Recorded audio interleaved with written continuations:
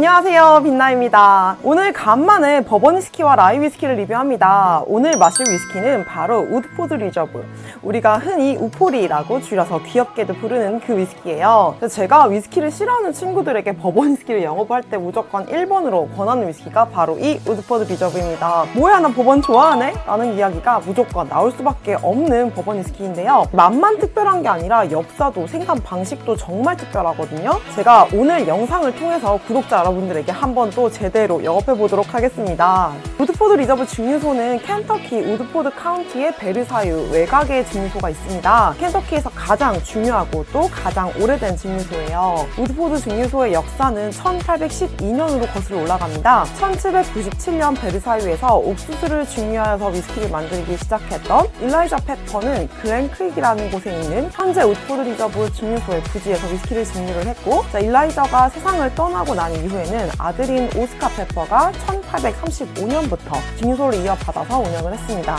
오스카 페퍼는 스코틀랜드의 과학자인 닥터 제임스 크로우를 고용을 해서 함께 일을 했는데요. 닥터 크로우는 발효 과정 중에 사워매시 방식을 처음 만든 사람이고, 버번 위스키 발효에 있어서 획기적인 업적을 남긴 사람으로 손꼽힙니다. 우드포드 리저브는 사워매시 방식을 최초로 사용한 증류소로도 알려져 있어요. 오스카 페퍼가 사망한 이후 1878년 프랑스의 와인 상인인 레오폴드 라브로가 켄터키의 사업가 제임스 그레이엄이 증류소를 사들여서 라브로 그레이엄 증류소를 1940년까지 운영을 했지만 전쟁으로 인해서 파산해버렸어요. 그래서 1941년 브라운 포맨에 인수가 되면서 소유주가 또 바뀌었어요. 근데 1790년에 버번 위스키가 시들해지면서 1971년 브라운 포맨은 지역의 농부에게 증류소를 매각했습니다. 하지만 1993년 스몰배치 버번 위스키를 생산할 공간을 찾고 있던 브라운 포맨이 다시 라브로 그레이엄 증류소를 사들여서 1994년부터 위스키 생산을 시작을 했고요. 우드포드 카운티의 이름을 따서 우드포드 리저브 위스키로 재탄생했습니다. 2005년에 라브로덴 그레이엄 증류소에서 우드포드 리저브로 이름을 바꾸어서 해외 사이트에서는 가끔씩 보면 우드포드 리저브 증류소 괄호하고 라브로덴 그레이엄 증류소라고 나와 있는 것을 종종 볼 수 있어요.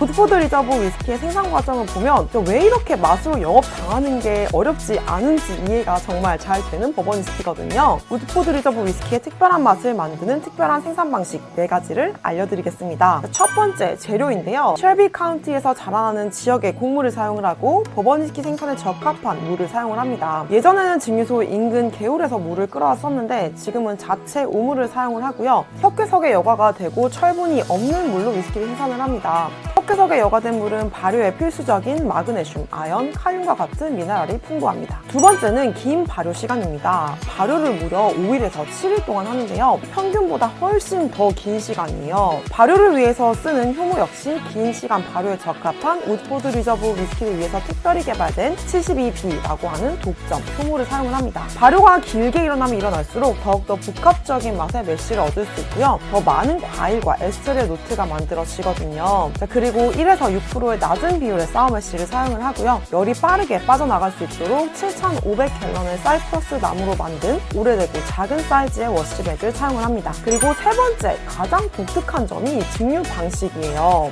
버번 위스키는 대체적으로 칼럼스틸에서 1차 증류를 하고 더블러에서 2차 증류를 하거든요. 근데 이 우드포드 리저브 증류소에서는 스카치 위스키를 만들 때 사용하는 파스틸로 3번 증류를 해서 위스키를 만듭니다. 증류기도 스코틀랜드 제품을 사용을 하는데요. 스카치 위스키를 만들 때 가장 많이 사용하는 증류기 브랜드인 폴사이즈 증류기를 사용을 합니다. 세 차례 증류를 하면서 각 증류기에서 환류가 더욱더 강렬하게 일어나서 부드럽고 과일의 노트가 풍부한 뉴메이크 스프릿이 만들어집니다. 이러한 과정을 거쳐서 158%라는 비교적 높은 도수의 뉴메이크 스프릿을 얻고요. 스카치 위스키를 좋아하는 사람들에게도 이렇게 익숙한 맛이 나는 이유가 이런 증류 방식에서 나오는 것이 아닐까 해요. 우드포드 리저브 마스터스 컬렉션은 모두 이 파스틸에서 증류한 원액을 사용을 하고요. 여기 있는 코어 제품들은 파스틸에서 증류한 원액 일부와 루이빌에 있는 브라운 포맨 증류소의 칼럼스틸에서 만든 원액 일부를 또 블렌딩을 해서 만들어집니다. 마지막 네 번째로 숙성인데요. 숙성은 1870년에 만들어진 회색의 벽돌과 돌로 만들어진 배럴 하우스에서 이루어집니다. 숙성 과정을 면밀하게 통제하기 위해서 공기를 인위적으로 가열하고 냉각하는 히사이클링이라는 과정을 거쳐서 숙성이 됩니다. 숙성 창고는 오스카 페퍼가 기후 조절을 할 수 있도록 설계를 했는데요.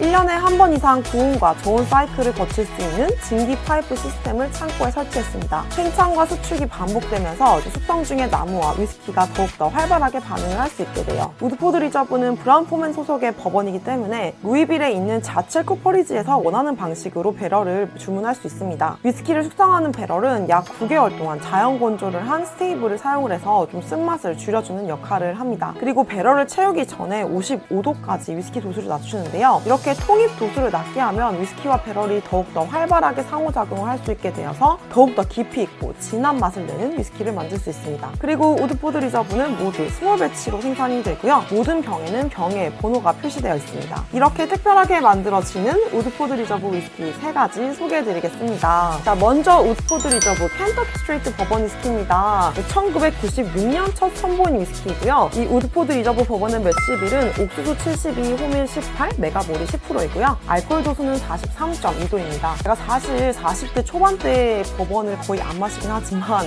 예외가 적용되는 유일한 버번이에요. 꿀과 버터스카치, 초콜릿의 향이 맡기만 해도 정말 행복해지는데 마시면 그 향보다 엄청난 맛을 보여주는 버번 위스키입니다. 텍스처가 엄청 크리미하고 비교적 낮은 도수지만 깊은 바디감과 거의 미끄러질 듯한 크리미한 텍스처가 인상적이에요. 근데 저는 이 우드포드 리저브 버번에서 나는 바나나 향과 맛을 정말 좋아하거든요. 달콤한 캐러멜과 바닐라와 함께 커피, 시나몬, 오크가 느껴지는 그런 위스키예요. 올드 패션 칵테일의 기주로 많이 추천되지만 니트로 마셨을 때 제일 맛있는 버번 위스키입니다. 다음으로 소개해드릴 우드포드 리저브 켄터키 스트레이트 라이 위스키는 2015년에 출시된 위스키고요. 매시빌은 호밀 53%, 옥수수 33%, 메가몰이 14%입니다. 그리고 알코올 도수는 45.2도예요. 얼마 전에 우드포드 리저브 라이 위스키를 제가 정말 애정하는 을지로의 한 LP바에서 마셨었는데요. 그때 하필 그 가수 전람회 음악 특집을 하고 있어서 전람회 음악과 함께 위스키를 즐기는데 와, 세상에 이게 행복이구나 를 새삼 느꼈잖아요. 부드럽고 따뜻한 스파이시함이 전해지는 위스키라서 그런 감성적인 음악과 더욱더 잘 어울리지 않았을까 싶어요. 페퍼와 함께 사과, 견과류의 향이 나고요. 민트와 체리의 맛이 스파이시함과 아주 균형 있게 담겨 있습니다. 신선한 과일의 노트가 향부터 맛까지 쭉 이어지고 입에 착착 달라붙는 그런 맛있는 라이 위스키예요. 다음 마지막으로 소개해드릴 우드포드 리저브 더블오크 켄터키 스트레이트 버번 위스키인데요. 이거 진짜 면세점에서만 간혹 볼 수 있었는데 드디어 내수용으로 정식 출시가 됐습니다. 예전에 바에서 한번 이거 마셔보고 너무 맛있어서 입에 넣자마자 이거 뭐야? 라고 외치면서 반해버렸던 그런 위스키인데 어렵지 않게 구할 수 있게 되어서 너무 좋아요. 알코올 도수는 처음 마셨던 버번과 같은 43.2도이고 매시빌도 같습니다. 이 더블오크라는 이름 그대로 2차례 숙성을 한 위스키입니다. 우드포드 리저브 더블오크 위스키의 특별한 숙성 방식에 대해서 이야기를 하기 전에 토스팅과 차링의 차이를 간단하게 말씀드릴게요. 토스팅은 10분 정도 긴 시간 동안 낮은 온도로 배럴을 굽는 것인데요. 열이 나무 깊숙이 침투를 해서 오크의 탄닌을 더욱더 부드럽게 하고 나무의 당을 분해해서 캐러멜, 향신료, 코코넛, 바닐라 노트가 원액에 뵐 수 있도록 합니다. 반면 차링은 짧은 시간에 배럴에 강하게 태우는 것인데요. 스테이브 표면에 만들어지는 얇은 층의 탄소재가 필터 역할을 해서 위스키의 거친 요소들을 조금 더 여과를 시켜줘서 한층 부드럽게 만들어줍니다. 차링을 하는 동안 나무에 있는 당이 캐러멜화돼서 더욱더 달콤한 캐러멜, 꿀의 노트가 날 수 있도록 합니다. 우드포드 리저브 더블오크는 10분 정도 토스팅을 하고 25초 차링을 한 배럴에서 1차로 숙성을 한 뒤에 40분간 토스팅을 하고 또 5초간 차링을 한 배럴에서 2차로 숙성을 해요. 우드포드 리저브 버번보다 훨씬 더 농축된 카라멜의 향이 느껴지고요. 같은 도수이지만 텍스처도 훨씬 더 오밀조밀한 느낌이 들어요. 캐러멜, 꿀, 구운 오크의 향이 바닐라, 헤이즐넛, 달콤한 오크의 맛으로 이어지는데요. 우드포드 리저브 위스키의 특유의 부드러움이 느껴지면서도 깊고 진한 맛이 나는 게 특징이에요. 우드포드 리저브 홈페이지에는 칵테일 레시피 소개에서 우드포드 리저브 더블오크와 초콜릿을 함께 페어링을 하는 응용 방식이 나오는데요. 초콜릿을 먹고 코로 숨을 내쉰 뒤에 이 더블오크를 한 잔 딱 마시는 방법이에요. 밀크 초콜릿, 다크 초콜릿, 시소드 초콜릿, 견과류 다양하게 페어링을 하면서 더욱더 확장된 더블오크의 맛과 향을 즐길 수 있습니다. 저는 개인적으로 카카오 함량이 80% 이상이 되는 다크 초콜릿과 페어링을 하는 것을 가장 추천드립니다. 위스키와 초콜릿의 풍미가 서로 폭발하는 것을 느끼실 수 있을 거예요. 아마 버번 위스키를 좋아하시거나 공부를 해보고 싶으신 분이라면 조승원 기자님의 버번 위스키의 모든 것이라는 책을 한 번쯤 읽어보셨을 텐데요. 켄터키에서 가장 아름다운 곳을 꼽으라면 우드포드 증류소 가는 길이라고 꼽겠다고 하셨어요. 증류소 역시 작지만 무척 아름답다고 하셨는데 실제로 내셔널 레지스터 오브 히스토릭 플레이스에 올라와 있고 또 긴 역사를 잘 보존한 건축물과 버번 위스키 산업을 발전시킨 공을 인정받아서 내셔널 히스토리 랜드마크로 지정되기도 했습니다. 해외 사이트에서 버번 위스키 리뷰를 찾아보면 유독 이 우드포드 리저브 증류소 투어를 추천하는 글이 정말 많더라고요. 저도 이렇게 우드포드 리저브 증류소 투어 영업을 수차례 당했는데 얼른 아름다운 켄터키와 우드포드 리저브 증류소를 눈에 담고 또 증류소에서 갓 나와서 더욱더 부드러운